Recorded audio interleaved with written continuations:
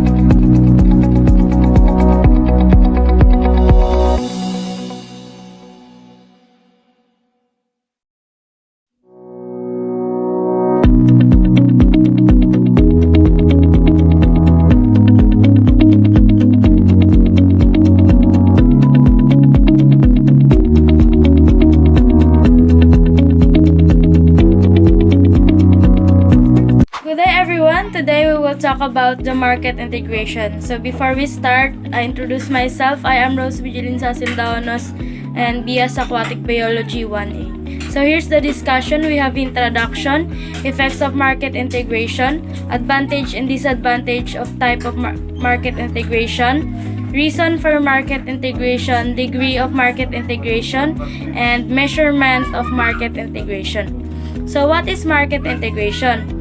Integration shows the relationship of the firm in a market. The extent of integration influences the A, conduct of the firm, and consequently their B, marketing efficiency. The behavior of highly integrated market is different from that of a disintegrated market. Markets differ in the extent of integration and therefore there is a variation in their degree of efficiency. So pag sinabing market integration, ito yung pinagsama-samang firm or kumpanya within a particular market. So ito yung pinakamadali na relationship and union for in a particular market. So Coles and all have defined market integration as a process which refers to the expansion of firm by consolidating additional marketing function and activities under a single management. So, example of market integration are the establishment of wholesaling facilities by food retailers and the setting up of another plant by a milk processor. So, in each case, there is a concentration of decision making in the hand of a single management. Types of market integration. There are three basic kinds of market integration. We have horizontal integration, vertical integration, and conglomeration. So let's talk about horizontal integration. So this occurs when a firm or agency gains control of other firms or agencies performing similar marketing function at the same level in the marketing sequence. So in this type of integration, some marketing agencies combine to form a union with a view to reducing their effective number and the extent of actual competition in the market. So it is advantageous for the member who join the group. So for example of horizontal integration, the parent agribusiness firm. So we have firm A, firm B, firm C, and firm D. In the most markets, there is a large number of agencies which do not effectively compete with each other. This is indicative of some elements of horizontal integration.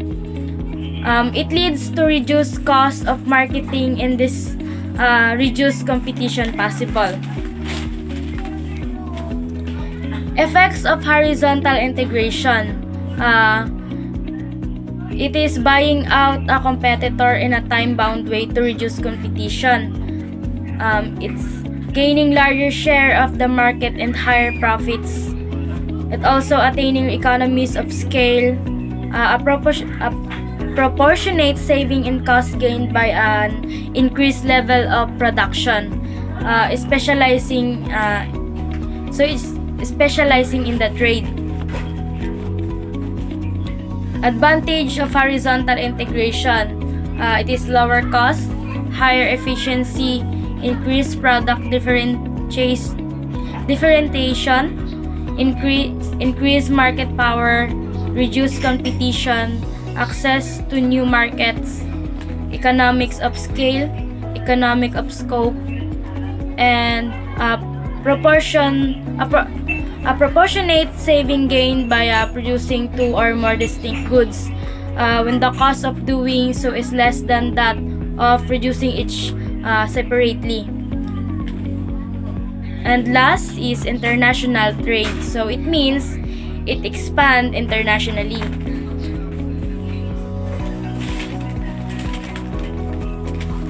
Disadvantage of horizontal integration. It is destroy value, legal repercussion, ununited consequence of an event or action, and last is reduced flexibility. Next is vertical integration. So what is vertical integration? This occurs when a firm performs more than one activity in the sequence of the marketing process. It is a linking together of two or more functions in the marketing process within a single firm or under a single ownership. So this type of integration makes it possible to exercise control over both quality and quantity of the product, from the beginning of the production process until the product is ready for the consumer. So it reduces the number of middlemen in the marketing channel.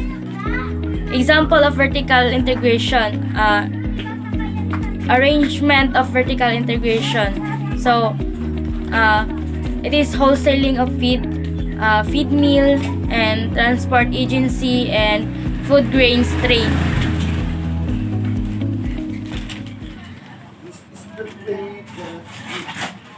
So let's continue.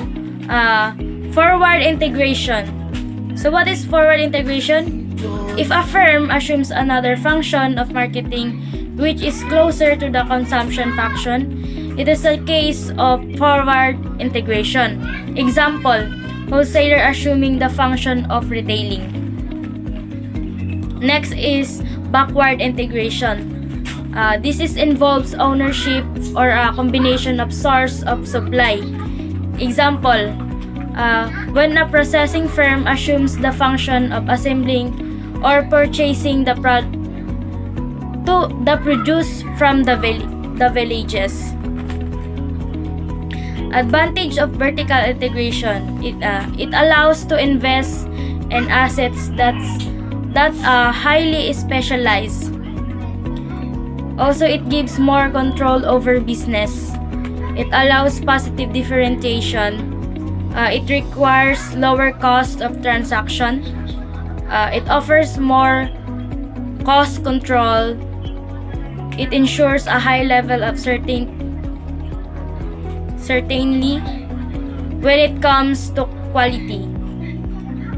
It provides more competitive advantage. So here's the disadvantage of vertical integration.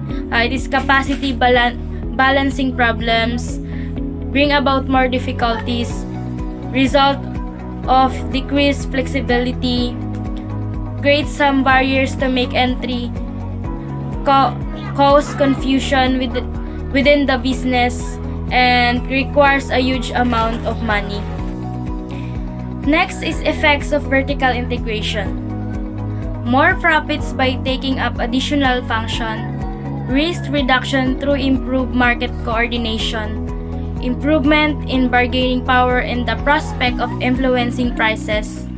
Last is lowering costs through achieving operational efficiency. Next topic is conglomeration. So what is conglomeration? A combination of agency or activities not directly related to each other. When it operates under unified management, be termed conglomeration. Example, food grains trade, fruit processing unit, retail chain, cloth mill, and etc. So, yung pinakamadaling example dito is yung 7-Eleven. Why? Because doon natin nakikita yung mga pinagsama-samang products. At minsan is doon tayo nakakabili ng mga kinakailangan natin sa araw-araw. Another example of market is Hindustan Unilever, Delhi Cloth, Birla Group, Tatas Group, and ITC. So it's more on Indian markets. Next is effects of conglomeration. Risk reduction through diversification, acquisition of financial leverage, and empire building urge. Reason for market integration: to remove transaction costs, foster competition, provide better signals for optimal generation and consumption decision, and improve security of supply. Next is degree of integration. So we have two degrees of integration. It is ownership integration and contract integration. So what is ownership integration? This occurs when all the decisions and assets of a firm are completely assumed by another firm. Example, a processing firm which buy a wholesale firm. Last is contract integration. This involves an agreement between two firms on certain decision, while firm retains its separate identity. Example, tie-up of dal mill with pulse traders for supply of pulses. So that's all. I hope you learned about market integration.